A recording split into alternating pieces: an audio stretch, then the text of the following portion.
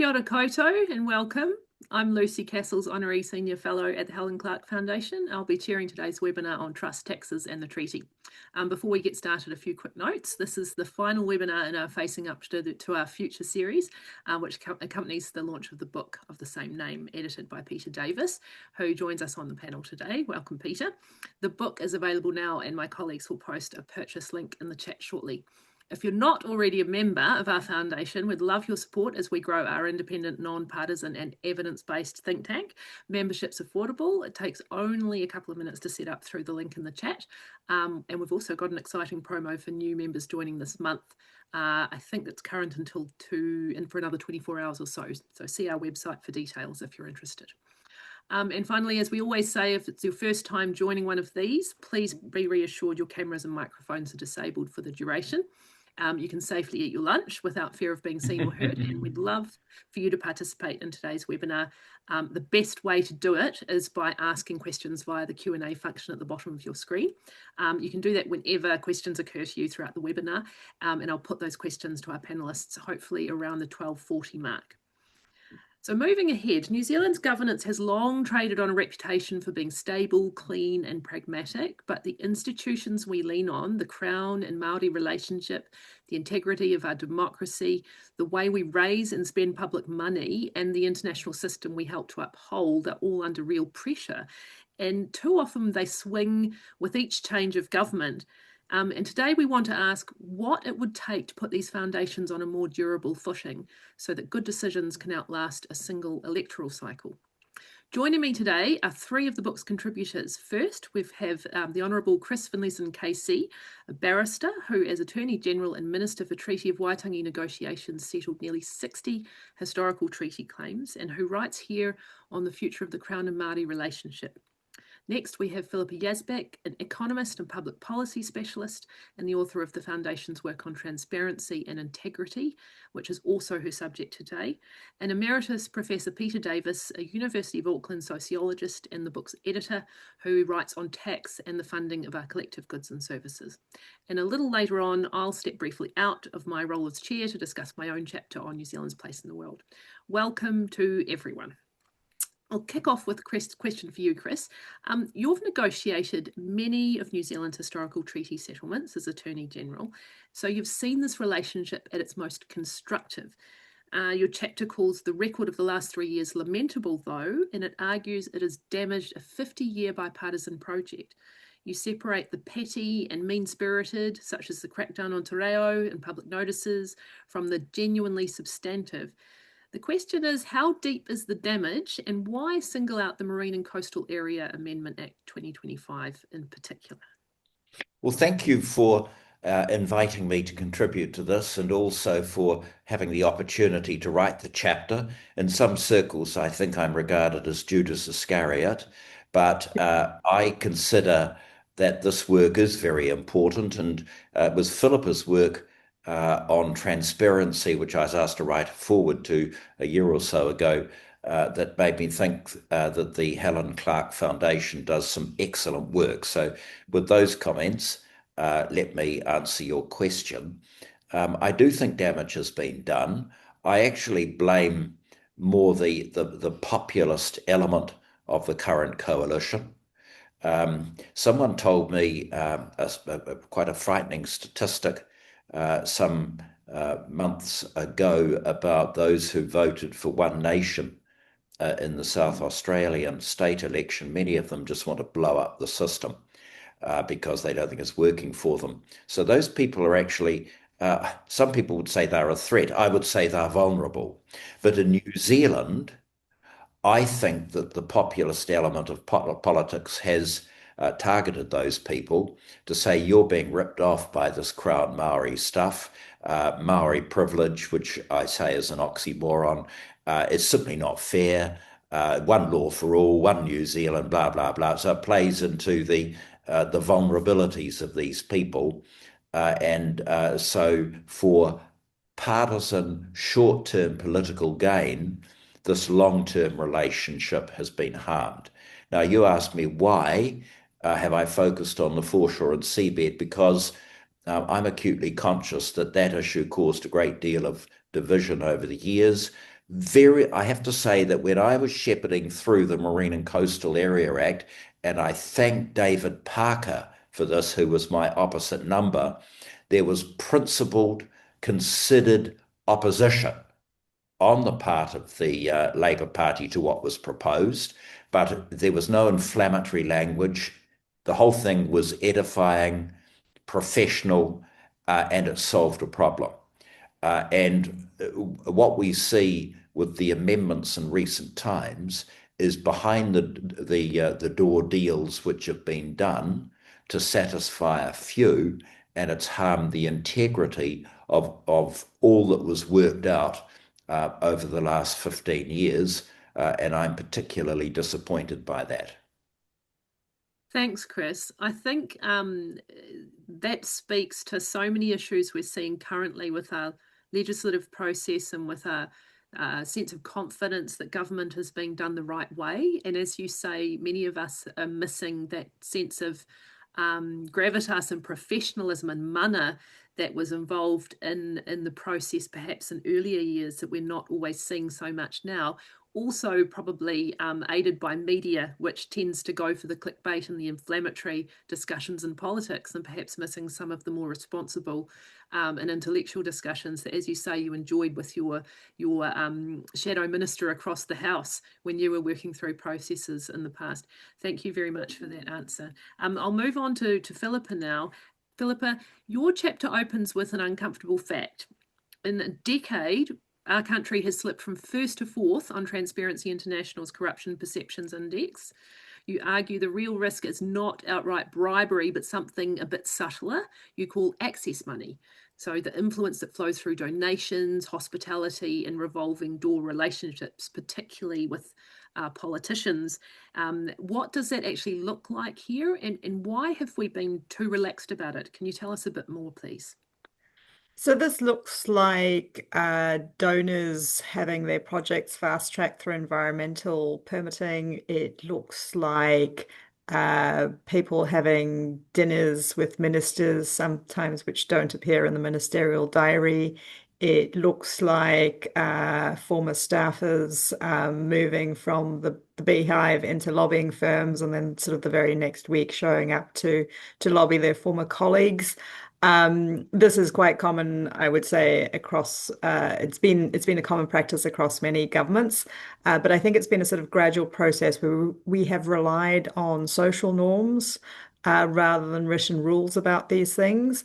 And over the last 20 years, there's just been a sort of gradual pushing out of the boat by each government doing things that are slightly closer to the line until the line gets pushed out further and further.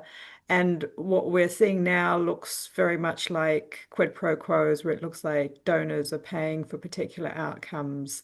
They're getting very close levels of access to ministers and decision makers. They're sending, instructions on the legislative changes they want, which are then being enacted with little change.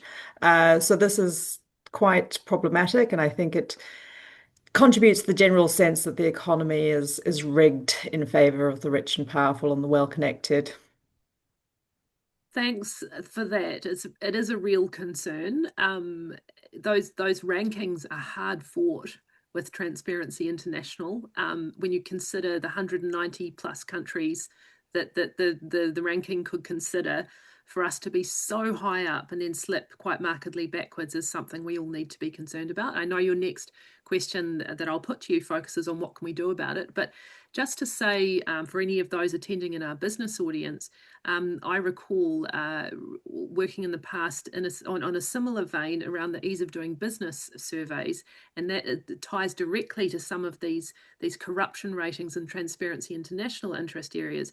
And it's very harmful for business and private sector as well, isn't it, Phillipa? It's not just our democratic process. There are really clear business and economic impacts of having a system that isn't seen as being as clean and as straight as it should be. Thank you, Phillipa. That was fantastic. I've got a question for Peter now. Peter, you frame our tax system as a political avoidance problem as much as a design one. And I think almost all of us would agree with that. Every day there's some media about a party or parties avoiding a difficult tax issue. We're not especially highly taxed by OECD standards, but the mix is unusual.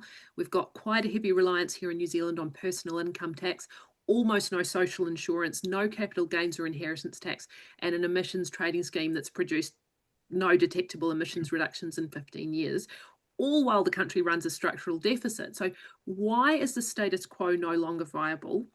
And why is it so hard for governments to confront this question honestly? That's some introduction.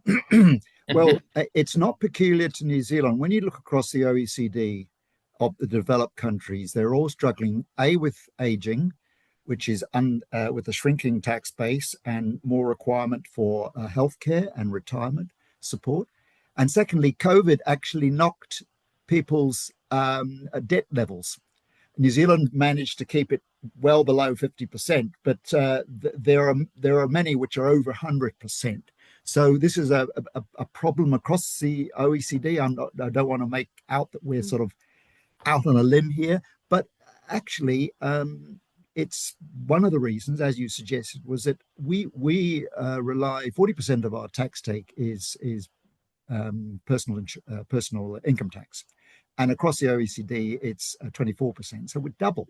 And why is that a problem? Because it looks a simple approach. You just bring the money in and out it goes. Because it's the workforce that provides personal income tax, and they're paying for the kiddies and the elders, both for health and for elders for retirement. And that ratio of the proportion of the population who are in the workforce compared with the people who are reliant on those contributions from personal income tax is shrinking. The workforce is shrinking, and the dependents, the requirements are expanding. So that's and it's a long haul. It's not as if this suddenly happened, but actually it's sort of getting to a point where Treasury are almost, if they had hair on their heads, they'd be tearing it out. So when I looked at this, there are other things going on, though. One is an ideological shift. We have many more people saying, like the Taxpayers Union, saying, we don't have to pay taxes like this, and leave me to it and let me get on with my life. Even though the statistics show that most people value collective goods and services. Even sometimes they'll say they need more support, but actually they won't vote for it. In fact, very often people who want to get elected will say they'll cut taxes and cut rates. So that's one problematic thing. It's in the literature. It's called cakeism. People want their cake and they want to eat it too. And this is a very hard thing for politicians to deal with. And then there's the ideological shift. But in my chapter, basically, I say that we should not use the word tax. What I believe we should be talking about is how we raise revenue for non-discretionary essential services. Because when you look at it, we're talking about KiwiSaver, we're talking about ACC, we're talking about communities raising rates for their water infrastructure, we're talking about a national hazards commission levy. The only tax thing is the personal income tax. And then we have the things that we're avoiding, like capital gains tax, which actually I don't think will raise a lot, but it will shift the emphasis from kind of flipping properties and so on and make it. In my chapter, I argue that we should set it at a set rate, and similar to other capital like rents and interests. And so to make it less tempting for evasion. So anyway, so that's the problem. It's ideological, it's demographic, but actually we need to just sort of reframe it a little bit, and I think we can get through it. Thank you. I think you're bang on. I think tax needs a makeover. I was watching a Star Wars Mandalorian the other day with my 10-year-old son, and it started with the evil tax man coming to raise tribute from such and such tribes. Of course, he was quickly shot by the goodie and exterminated. But this is the reputation problem tax has. That's right. The narrative needs to be different. We need to, just the word tax is a turn-off. Let's talk about revenue for discretionary and non-discretionary services and public goods. So, fantastic. So looking forward to hearing more in round two about your prescription. So turning to round two, thank you, Peter.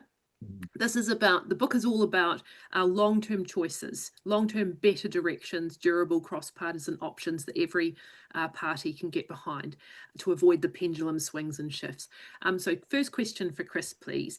Chris, your prescription is Bolger era in spirit. Respect Māori property rights, ensure equal access to justice, avoid hyperbole on both sides, pursue incremental rather than revolutionary change.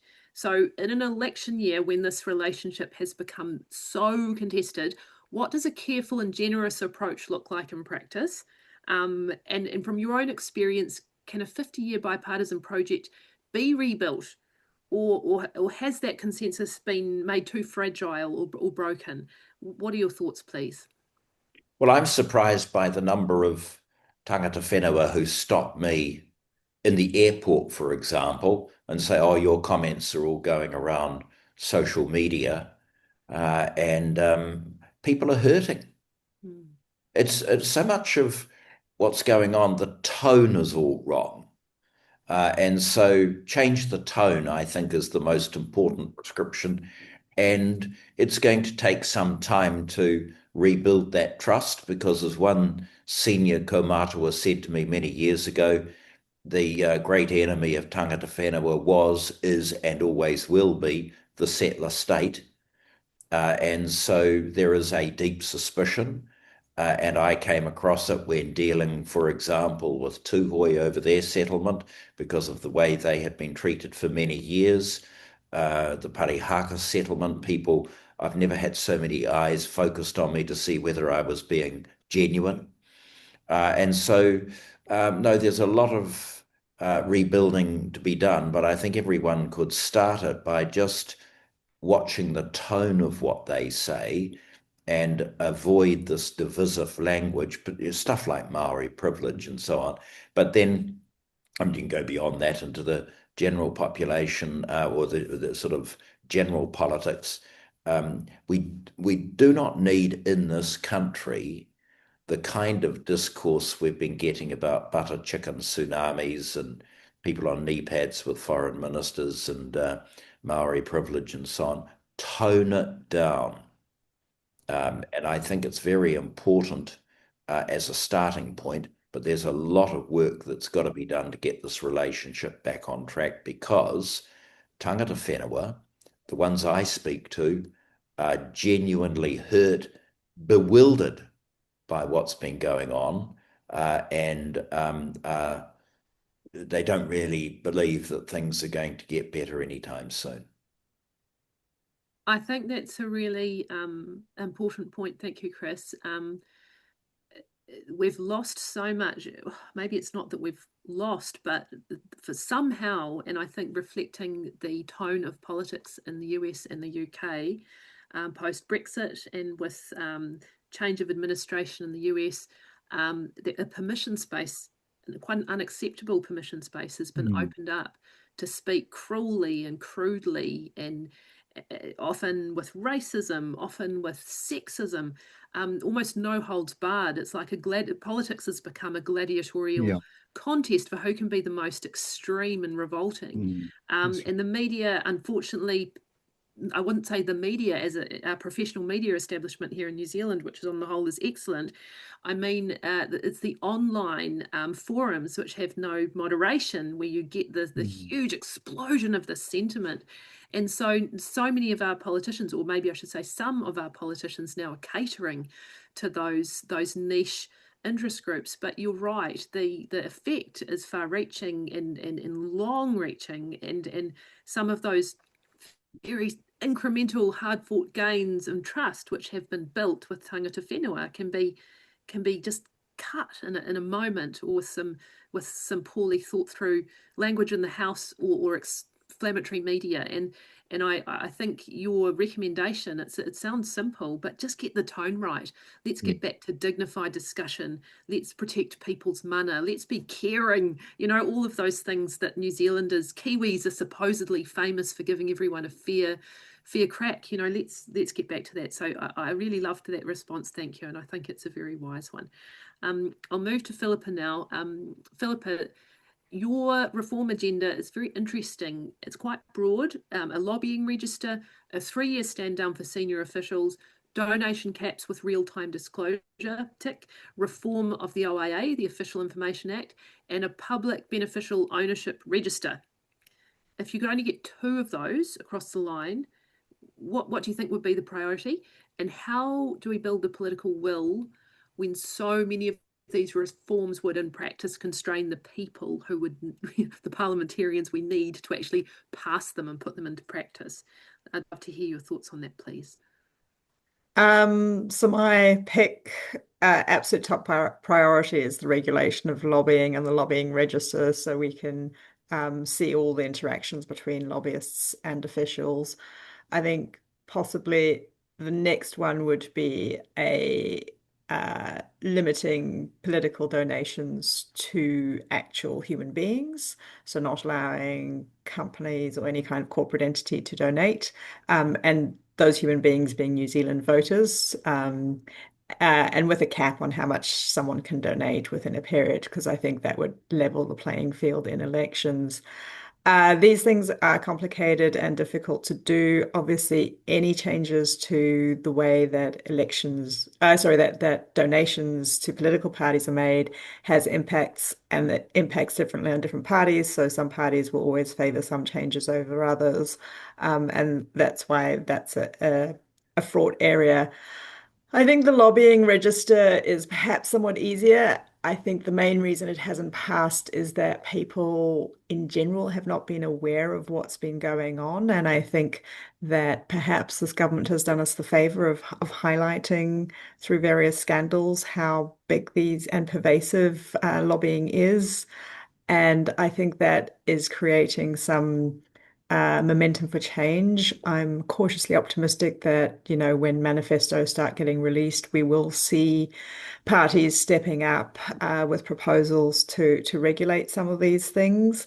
I don't know how far any of them will go, but have certainly we certainly know that there've been discussions been going on with some political parties, and I think it's just a matter of time. Unfortunately, usually these things get regulated after crises. So in Ireland, they brought in very strict regulation of lobbying in the wake of the global financial crisis, where there'd literally been sort of brown envelopes of cash going from the banking sector to politicians, and their banks were woefully underregulated, failed and crashed horribly. And in the wake of that, politicians were forced to regulate lobbying. So hopefully we don't get to a gigantic financial crisis forcing a change. Hopefully it's just a kind of like the slow trickle of sleaze that motivates change and kind of stimulates some level of public outrage.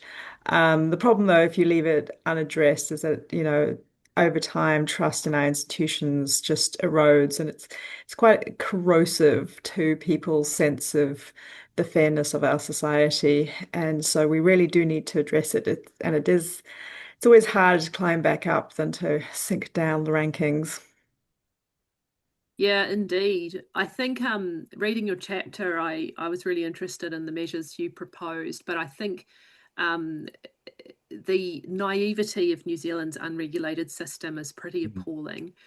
In the past, I've worked on tobacco negotiations, and we had under the Framework Convention on Tobacco Control, the FCTC, extremely clear international law around the place for the tobacco industry and how lobbyists can or can't, in this case, get access to governments.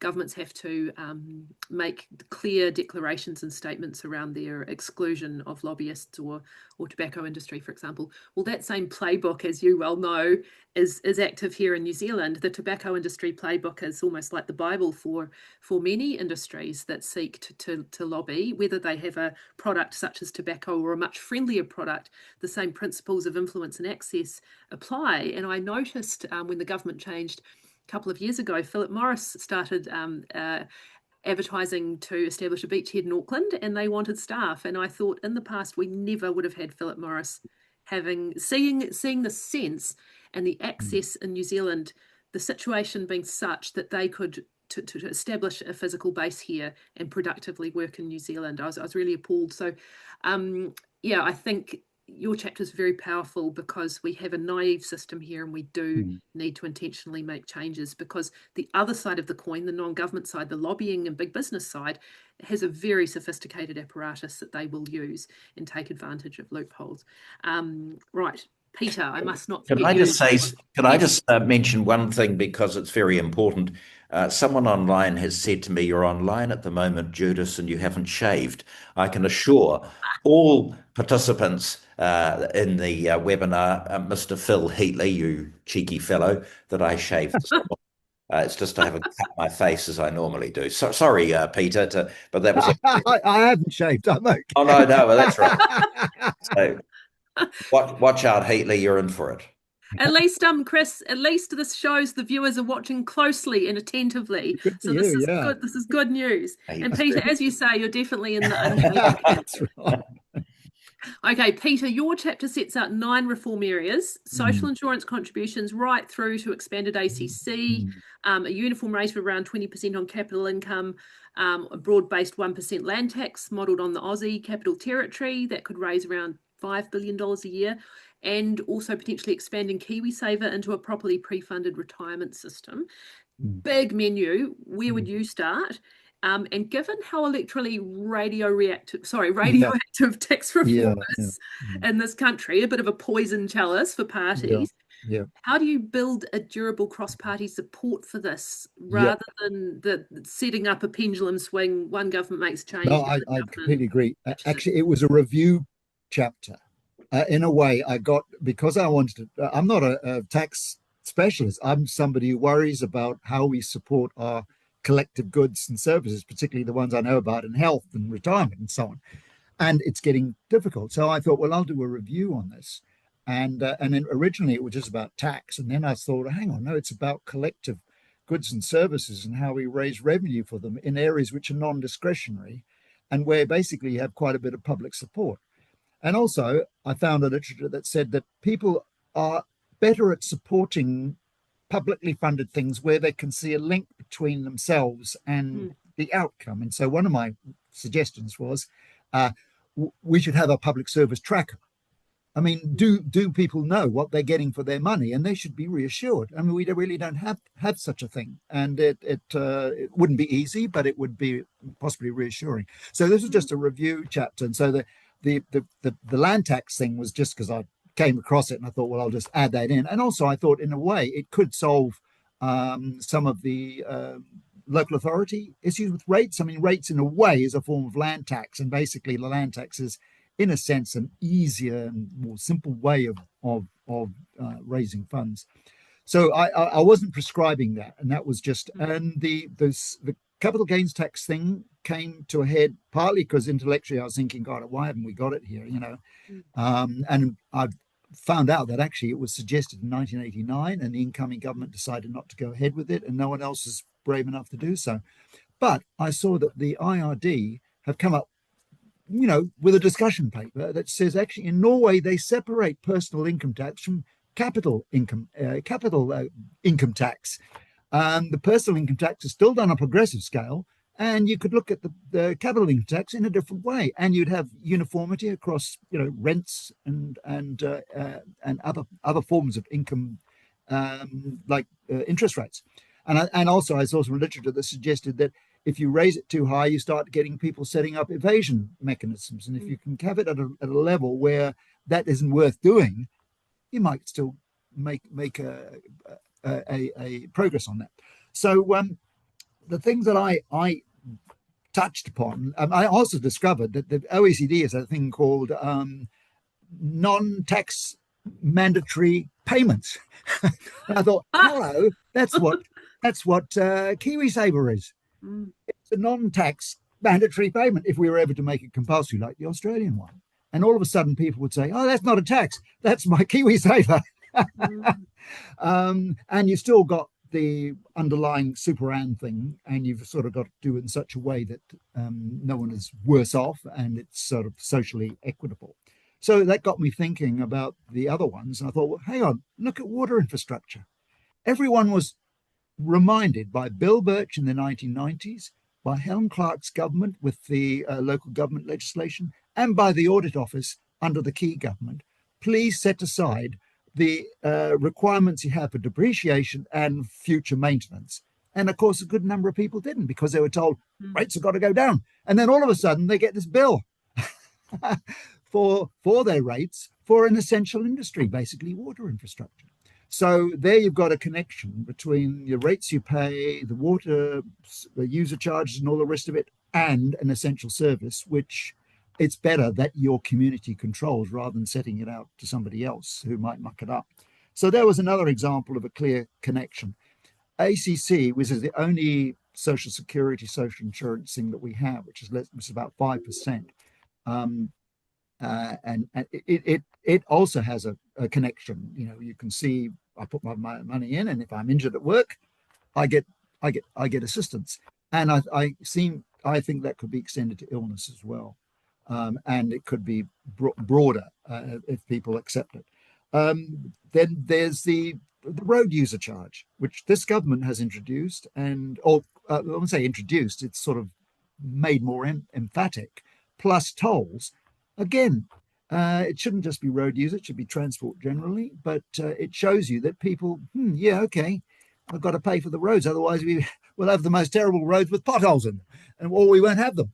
And again, you can see the connection. And finally, the other example was the Hazards Commission, which was the Earthquake and War Damages Commission, and people could see that has a real history to it. And now we're realizing we've got another part of that history, which is this thing called climate change. And while we, like just recently in Auckland, in the 2 years ago when we had the big storms and so on, we had all sorts of people who were red stickered out of their houses in the valleys around Auckland. And that has finally come to a conclusion where the mayor has told us we have paid $2.5 billion to assist 1,250 people out of their homes because they weren't all fully insured. And so the central government and Auckland put it together. And basically what the mayor said, we don't want to do this again.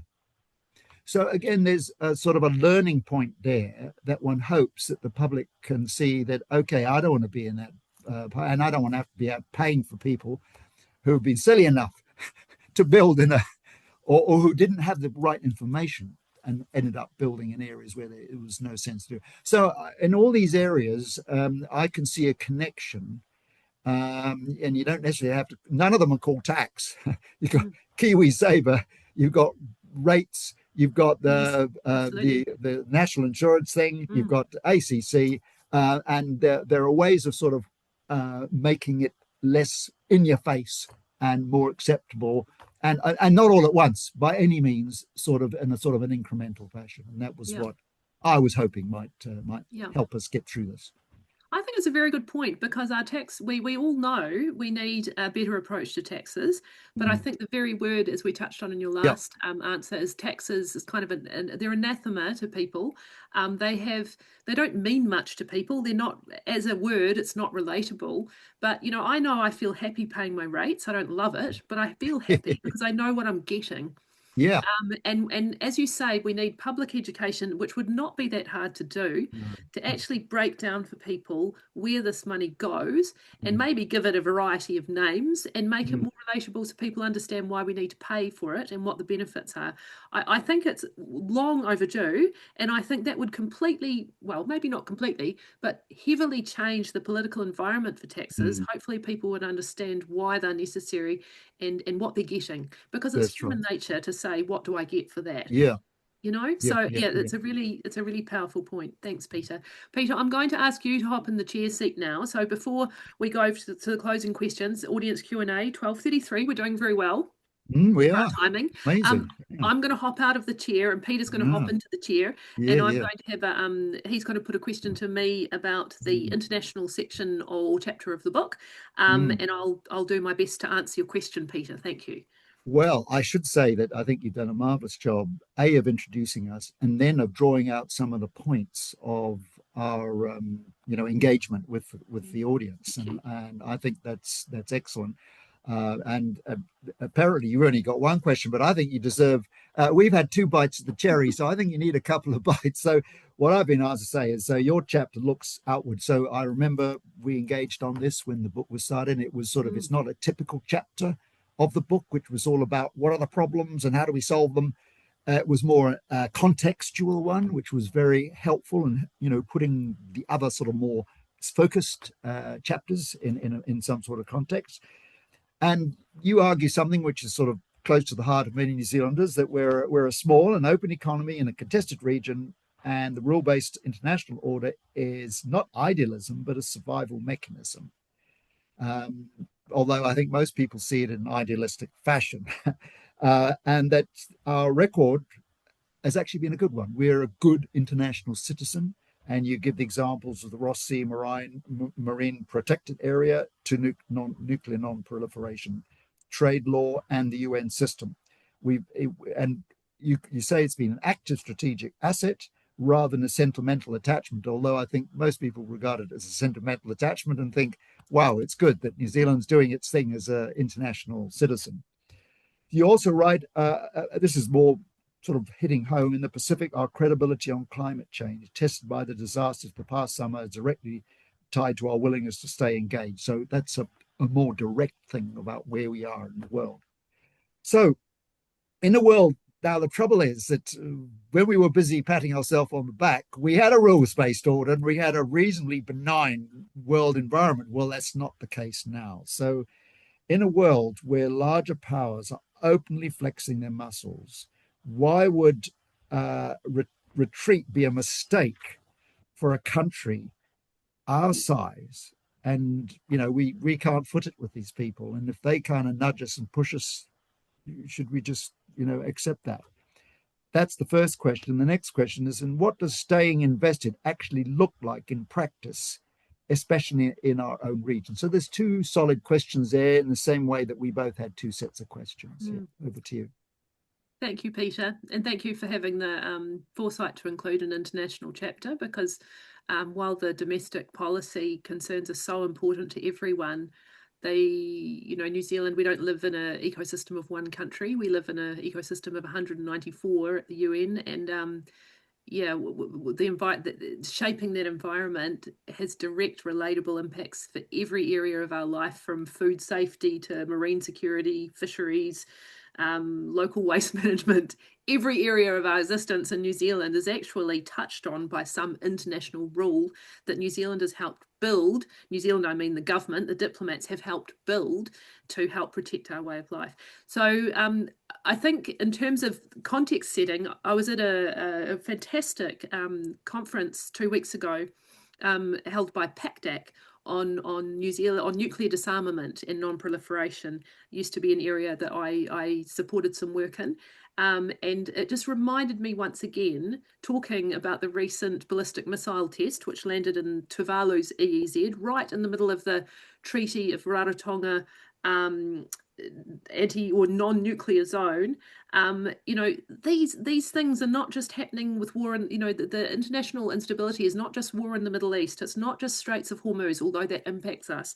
We have these issues physically occurring in our own region as well. So I think it's actually a very good time to have this discussion. Why should New Zealand be engaged in shaping the outcomes? Why should we not just be passive, as your question sort of suggested or put to me? So in my view, the logic's really simple. Retreat would be a mistake, wouldn't it, for a country our size? The things that keep us safe and prosperous are things we can't generate on our own. So we need the international system. We're not converted believers, although, as you say, many of us are. But pragmatically, it makes sense for New Zealand and New Zealanders. We depend on predictable rules, the shared norms and collective guardrails, which rules, but sort of restrictions and positive structures that shape acceptable conduct by governments worldwide. And we need these for our big and thorny global challenges. And it's not idealism, it's survival for New Zealand. And I guess I first saw this during the pandemic with global health diplomacy. I was in the Ministry of Health working closely with my old MFAT colleagues at that stage. And we saw the way that our interactions with other governments during the height of the COVID crisis, the international health regulations, our government's work inside WHO processes, that really provided the backbone for our pandemic response and shaped it being successful. And, climate change, there's another one that's on everyone's minds here. Maybe a year ago, it was about an issue that was affecting other countries. It was happening in the Pacific with cyclones or elsewhere. But suddenly we have landslides, we have rural areas repeatedly affected, wondering how they're going to survive and cope and rebuild every time a major cyclonic weather system comes through. And we know we can't combat climate change alone. We need the climate frameworks and guardrails we negotiate internationally. And when we do negotiate and engage, we represent New Zealand's best interests. And I've seen this from the inside as a diplomat and as a negotiator. We go, officials, with a brief representing New Zealand's and often the Pacific's best interests. It's something we engage in voluntarily. It doesn't take our sovereignty.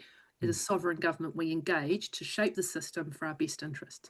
And don't get me started on trade. I'm not what in MFAT we call a tradie. I've always been a multilateral diplomat on the UN side, the development side, and the bilateral foreign policy side. But I think of my colleague Stephen Jacoby, who's a fellow at the Helen Clark Foundation.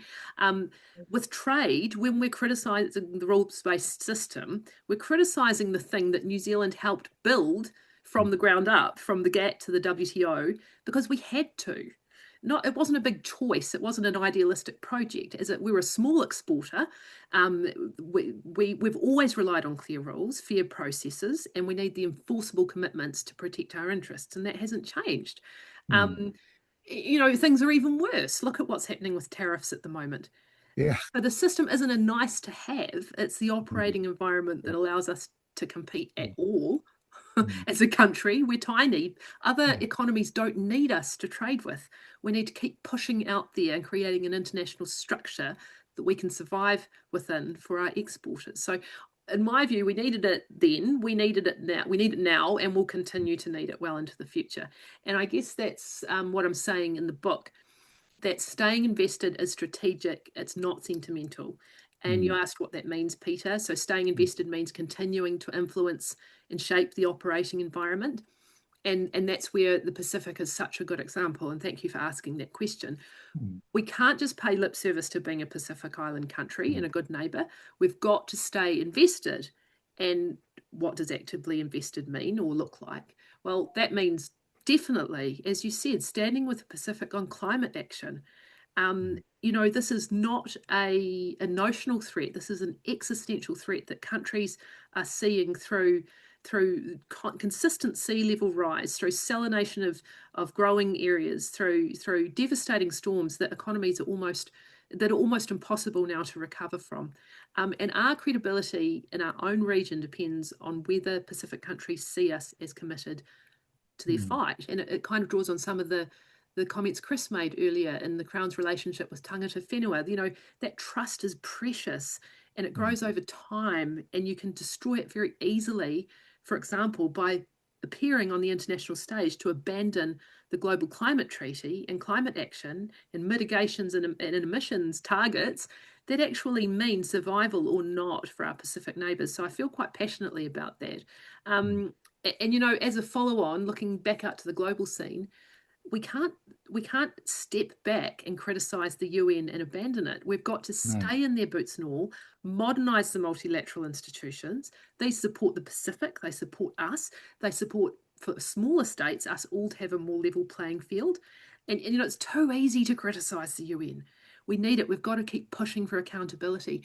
And I just wish Helen had been Secretary General, because she was such a reformer and working on UN reform. It's a whole policy area in the Ministry of Foreign Affairs and Trade. New Zealand works very hard on it, and it's a very proud fight, but we've just got to keep pushing for that. We don't abandon the system, in my view. We keep pushing on it. So I guess in finishing, I'd say it's nuts to suggest we retreat. We built Yep. most parts of that system as a founding member of the UN. Yeah. For heaven's sake. And why? Not just because we were idealistically inclined, but because the system protects us. So we need to keep on investing. And staying invested means keeping doing what the good folk at MFAT and the other parts of the system, even our political leaders, do to support it. And I hope the next government understands that logic. Thank you. Good. Thank you very much. Well, that's very passionate and logical argument on the case. So great. Excellent.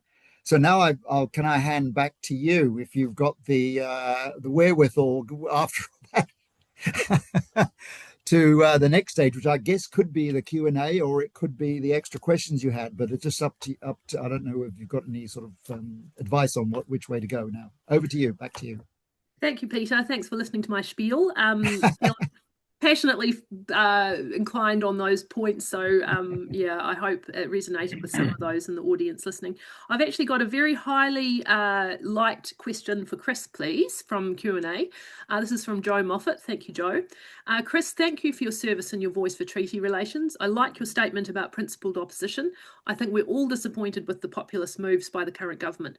Do you have any ideas on how we can help fix the relationships? I fear they are irrevocably damaged. Over to you, Chris. No, I think it's damaged, but it's not irrevocably. It just requires, I think, well, as I've said, the first thing is change the language, change the tone. When you talk about treaty partners, partnership means people have to work together for a common good. Stop the divisive language. I just keep coming back to the point that language and tone actually matter at the moment. And it's very important. You don't have to be syrupy sweet, but you have to treat your treaty partner with dignity, the dignity that they deserve, and also moderate the language, and then slowly but surely start listening to people again. I mean, as I've said before, take, for example, property rights. Maori property rights in many respects are different or distinguishable from Pākehā property rights. Nothing to be concerned about in that regard. I mean, there are different types of property, but respect it. And so when you're dealing with these sorts of difficult policy issues, don't ride roughshod over something simply because you don't understand it or it's different. Find out what is the area of difference, and sometimes a policy prescription cannot proceed because it flies in the face of what Maori have. So those are the sorts of things that we have to display. The other thing I would emphasize is, well, I always like to say it. In fact, I said it in my first speech in Parliament. Other countries have problems, but we've got a project. And sure, all the participants will sort of irritate one another from time to time. That's inevitable. We're humans. But just an underlying feeling of optimism that we're both big parties are there for the common good. Both big parties have contributed to New Zealand. We are a great country. We are the best, or should be the best little country on earth. We don't need the kind of nastiness and division that affects other people. And you can have an argument with people, or you can disagree with people, for example, in Parliament, without indulging in the kind of appalling abuse that Peter's indulged in over that Chinese member of Parliament from the Green Party the other day. You can't even speak English properly. Go back to your own country. We don't need to talk like that. And he was rightly called out by Helen Clark and the Chinese ambassador for that kind of thing. You can actually make your point very effectively without low-grade invective, which is his specialty. A few weeks ago on my podcast with Mr. Goff, I referred to what I thought was one of the best ever House of Commons demolition of an opposite number, and it was none other than Michael Foot the former leader of the Labour Party, demolishing Sir Keith Joseph, who was then Secretary of State for Trade and Industry in Margaret Thatcher's cabinet. And of course, I would never have voted for Michael Foot. They say that in 1983, the Labour Party's manifesto was the longest suicide note in history. But he was a brilliant parliamentary performer, and it's well worth anyone looking up Foot's the Magician. Do you know it, Peter? Do you know the speech I'm talking about? No. It is incredibly funny, look it up. self-deprecatory wit, and made his point brilliantly and had people on both sides of the house laughing, not one piece of invective at all. So if you're clever enough, you can make your point and you don't have to be nasty. It's such a good point, isn't it?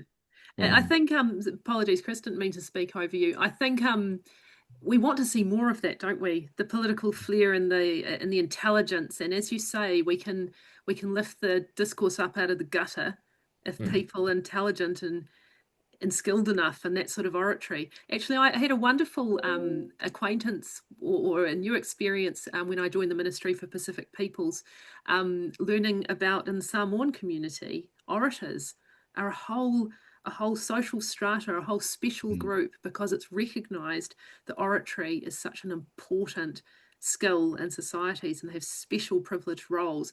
And I think that the power and the value and the skill of oratory and oration has probably declined a bit, unfortunately, in our parliamentary environment. So may we return to the Foot's magicians, or may we one day aspire to be a bit more Foot-like, if I can put it that way.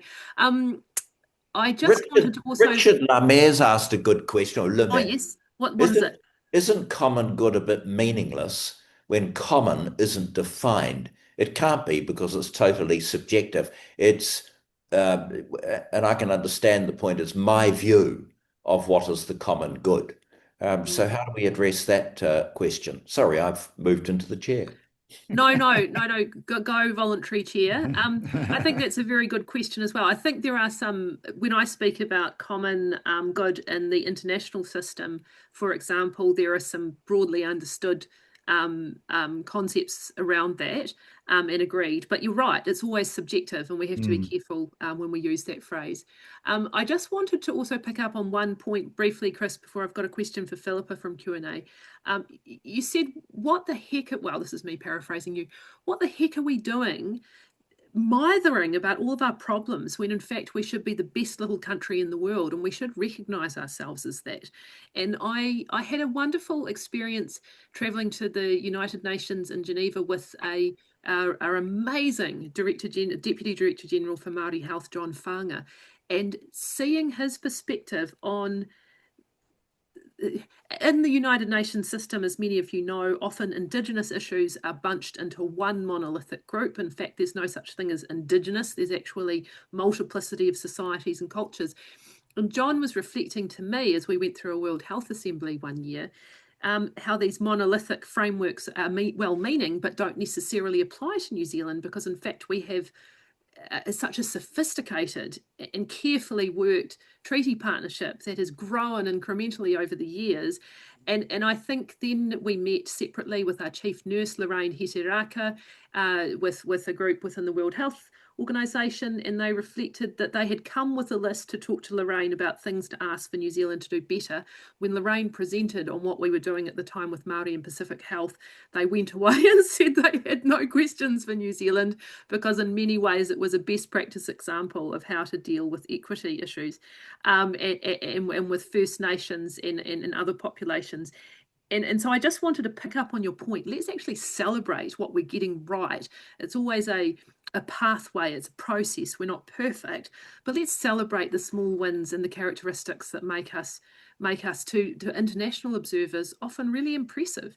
And I think there are things that we don't celebrate because our political discourse is so focused on the negative at the moment. So sorry, I'm just taking over your topic there, Chris, but I just wanted to pick up on your celebratory positivity, because we don't do enough of that. I've got a question here from Kushlan Sugathapala. Hi, Phillipa. If we have a change of government, for example, if Labor gets into power, should they pass legislation for transparency on lobbying and limiting donations without waiting for bipartisan support? Will a binding referendum make legislation more difficult for a future government to reverse? Make them think twice about a reversal? That might be a question for Phillipa and for Chris with his parliamentary knowledge, but Phillipa, can you have a crack, please?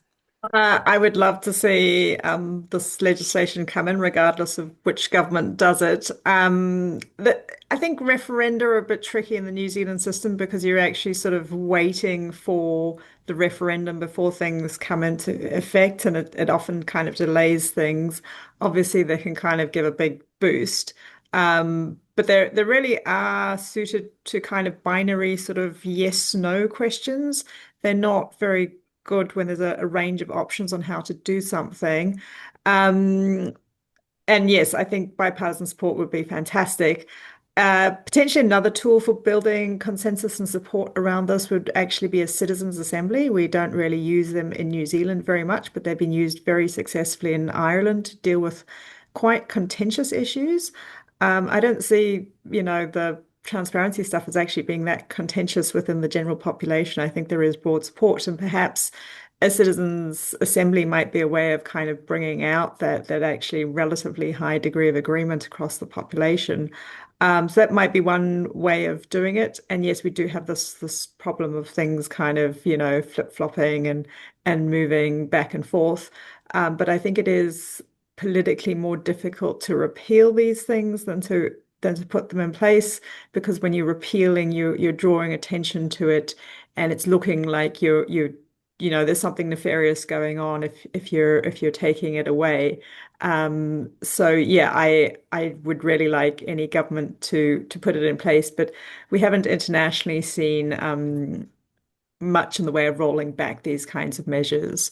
More often what happens is you kind of bring in the transparency and sort of everyone can see what's going on, but there's just a kind of brazenness to it. So, you can point to Trump like, everyone knows what's going on and he just doesn't really care.